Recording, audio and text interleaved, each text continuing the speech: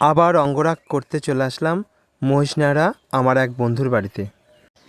এখানে ভগবান শ্রীকৃষ্ণ, রাধারানী এবং গৌরাঙ্গ মহাপ্রভুর অঙ্গরাগ করলাম।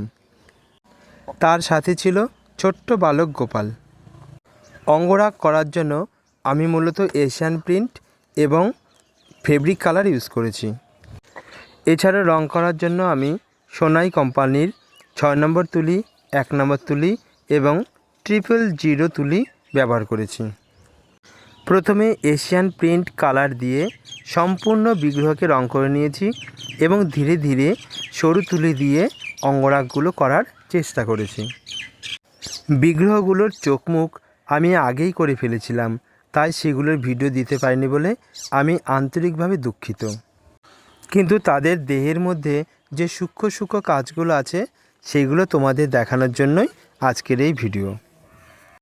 ভগবান বিষ্ণুর যে 10টি রূপ তাদের মধ্যে উল্লেখযোগ্য হলো মৎস্য, কূর্ম, বরাহ, নৃসিংহ, বামন, রাম, পরশুরাম, বলরাম, শ্রীকৃষ্ণ ইত্যাদি।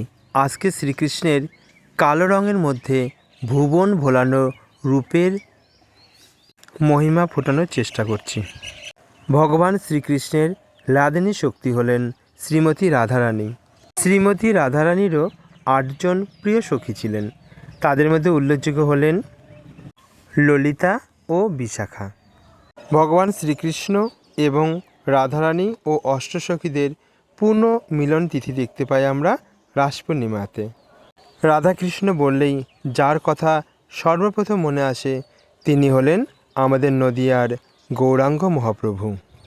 তার আসল নাম শ্রী চৈতন্য মহাপ্রভু হলেও তার গায়ের গৌর বর্ণের জন্য তিনি গৌরাঙ্গ নামে বেশি পরিচিত।